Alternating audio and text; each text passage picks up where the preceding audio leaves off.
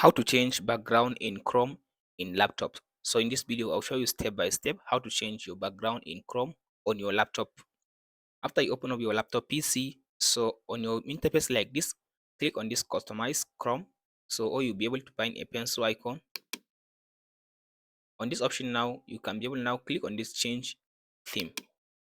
So in this option now, there is two options. If you want, you can upload a specific image for your background from your PC by clicking on this upload an image button. So here it will allow you to go select the image like this one, open. So now you add the image. If you don't want like to add your own image, you can click on this option, scroll to down and select any of this category. It will give you different category of images.